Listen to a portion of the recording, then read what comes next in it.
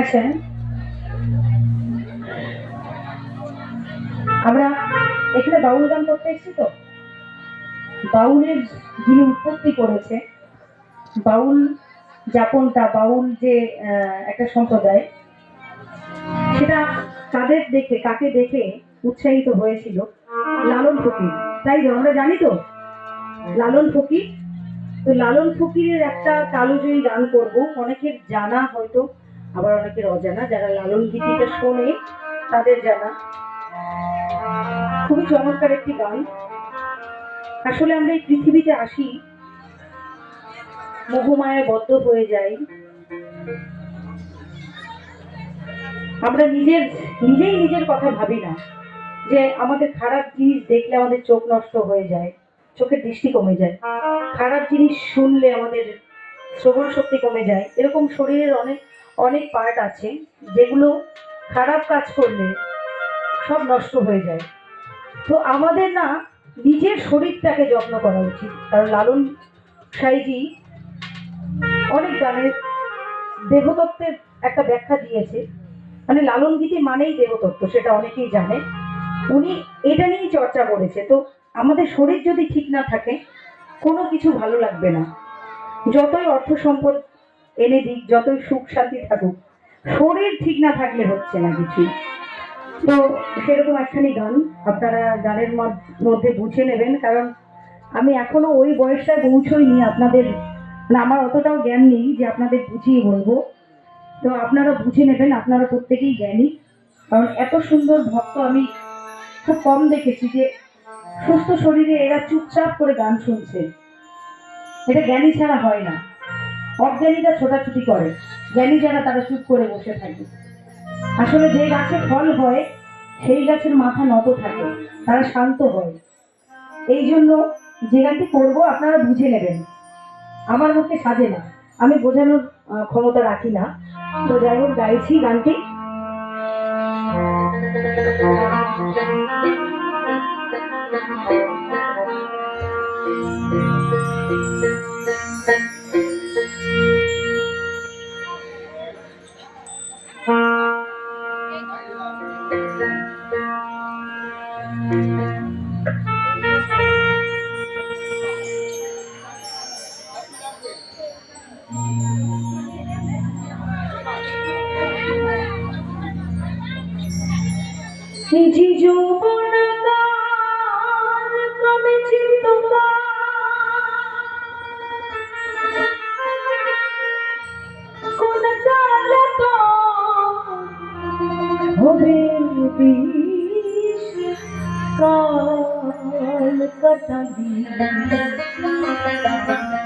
কালের বসে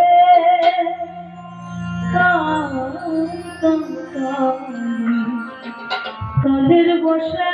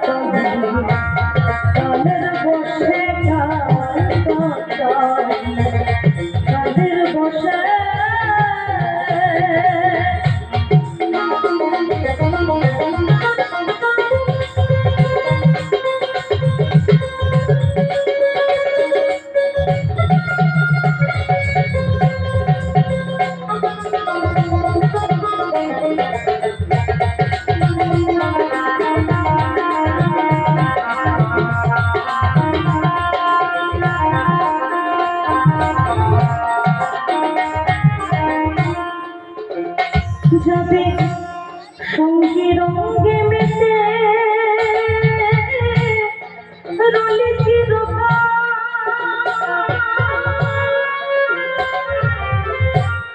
কালার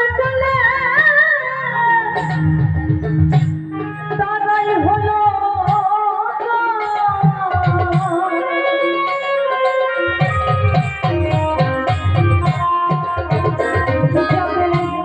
সঙ্গে রঙে মেতে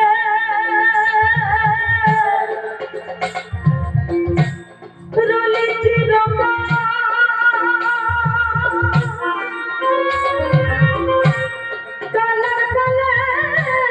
তারাই হলো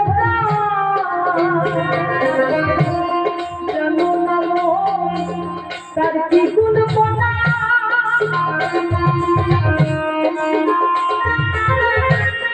জানো না রে তার কি গুণ বনা ধরে গেল সব রিপুর সে কাল কাটাবে কালের বসে কাল কাটা কালের বসে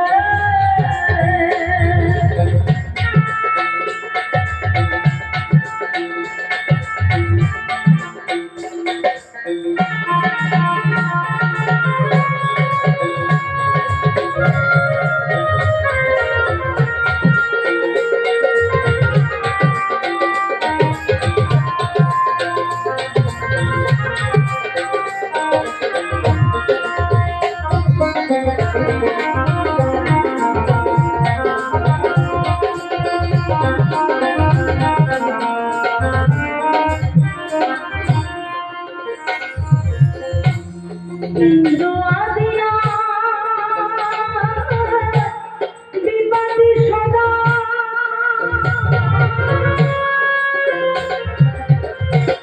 সাধন সিদ্ধি করেছে না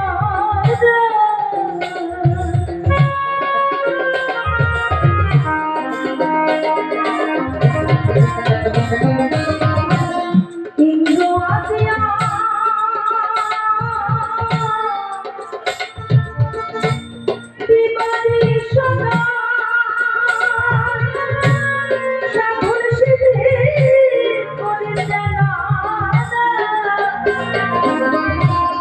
নাচের গুরু হয় লালস ভাষা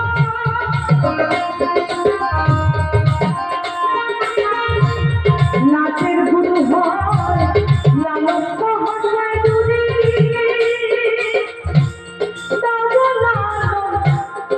লালো সে কাল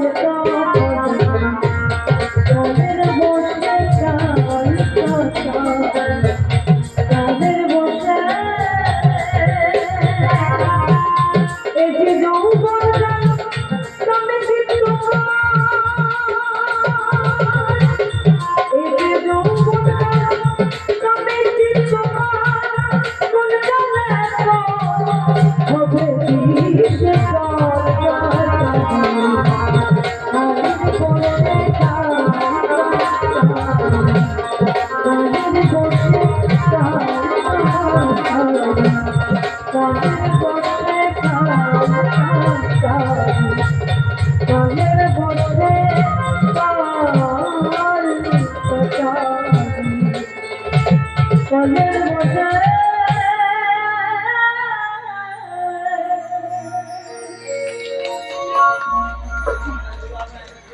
তো এখন কি বিচ্ছেদ গান হবে? ওপার